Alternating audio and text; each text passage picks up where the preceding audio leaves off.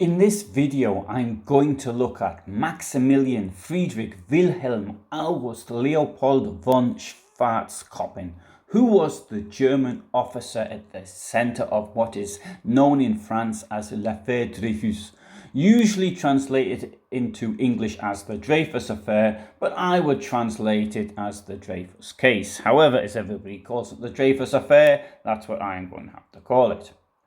And on the subject of what we're going to call people, Maximilian Friedrich Wilhelm August Leopold von Schwartzkoppen, well, I'm going to call him Max, as repeating Maximilian Friedrich Wilhelm August Leopold von Schwartzkoppen each time is going to get a bit tedious. Now here's a picture of Max, so you can see what he looked like. Max was born in Potsdam on the 24th of February 1850. His father was the Prussian general Emil von Schwartzkoppen, 1810 to 1878, and his mother was Anna Marie Luise, née von Ditfurth, 1816 to 1865. The Schwartzkoppen family had been ennobled in 1688 and as such was expected to play a part in Prussian public life. Max joined the Prussian Army in the 1860s and took part in the Franco-Prussian War of 1870 to 1871. As a captain, he served on the general staff from 1885 to 1888, and after that he was the adjutant to Prince Ernest Louis of Hesse. On the 10th of December 1891, Max was appointed as military attaché at the embassy of the German Empire in Paris. Obviously, he had to do the normal sort of diplomatic stuff, but as most military attachés probably do, he was doing a spot of espionage on the side. Since the War of 1870 to 1871, some people in France had wanted to have another go at Germany, or what had become Germany as a result of that war. And the reason for that was because they wanted to recover the lost provinces of Alsace and Lorraine, as you can see from this contemporary picture entitled La Tache Noire, the black spot, which indicates where these provinces are, and it is being indoctrinated to young children so that they will seek their return. Now, whilst theoretically reporting to his boss, the ambassador, Max was also reporting the secret stuff to his other boss at military intelligence in Berlin. In 1894, he received an anonymous offer to buy some intelligence from someone purporting to be a French military officer. You can see this information here, and for those of you who cannot read French, here it is. So 5 bits of information are being offered. A note on an artillery hydraulic brake and how it worked, a note on some troop deployments, a note on changes to artillery formations, a note relating to Madagascar, a draft manual on artillery dated the 14th of March 1894. Now, before going any further, we need to have a quick look at Max's social arrangements. Max was seeing Hermance de Veder, who was the wife of a Dutch diplomat. He was also in a relationship with the Italian military attaché, Lieutenant Colonel Count Alessandro Panizzati. Now, Italy and Imperial Germany were then formally linked under the Triple Alliance of 1882, and Max and Alessandro were doing their best to cement this relationship and would exchange messages to that end. Now, as this YouTube channel is orientated towards all the family, I cannot go into more details of what they were writing to each other. Furthermore, if I did, it goes against YouTube's community guidelines, so I'm not going to do it.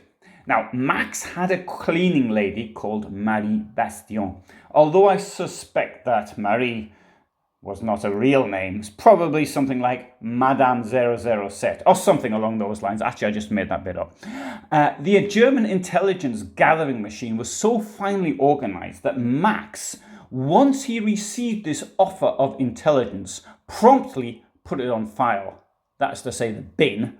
Although he did put it through the shredder first. Well, he tried to tear it up into 6 pieces, though he didn't quite manage to do that. So it was still sort of hanging together in one bit, although it could have fallen into 6 bits. So that was the idea of shredding as far as Max was concerned. Now, sometime in September 1894, Marie came along, and whilst polishing his table or doing something along those lines, she read his discarded correspondence, possibly, I imagine, hoping for some juicy messages from Alessandro Panizzardi.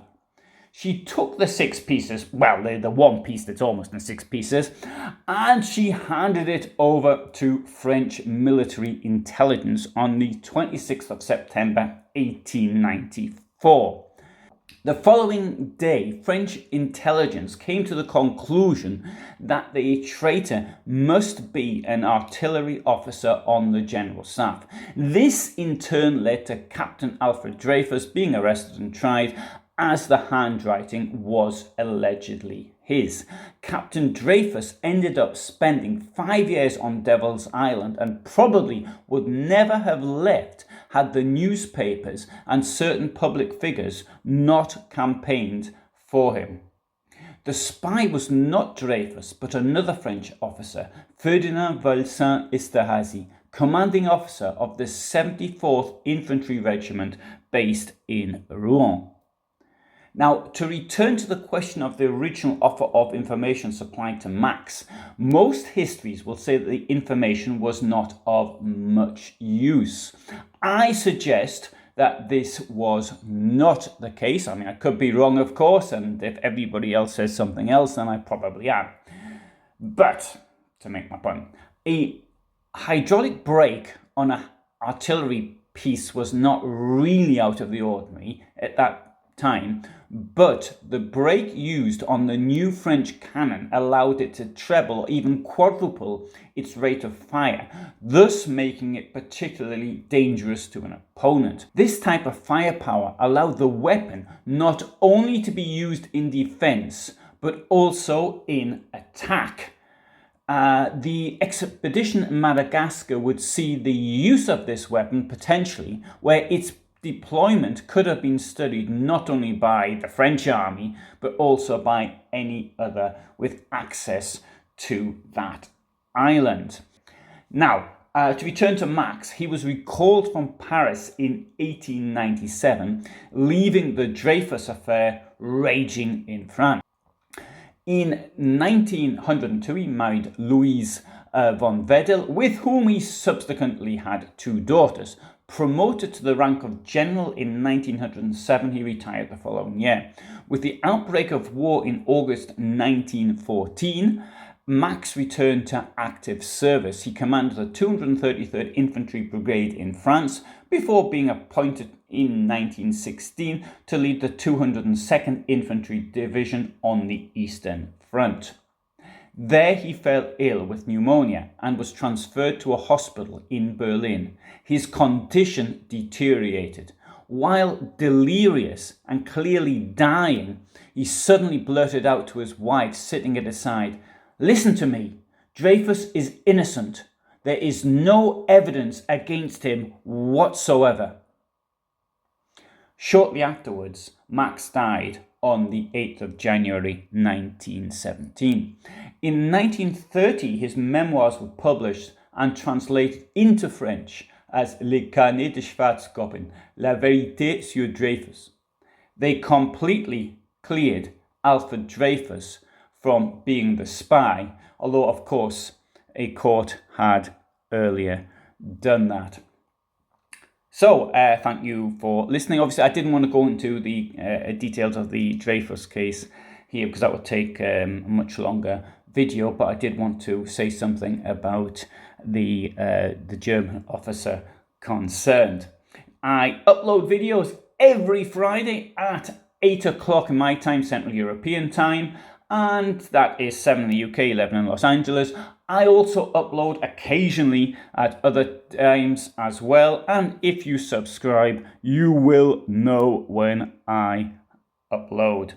If you are available at the time there is a premiere, you can also chat in real time with me and with others who are there then. Thanks for listening.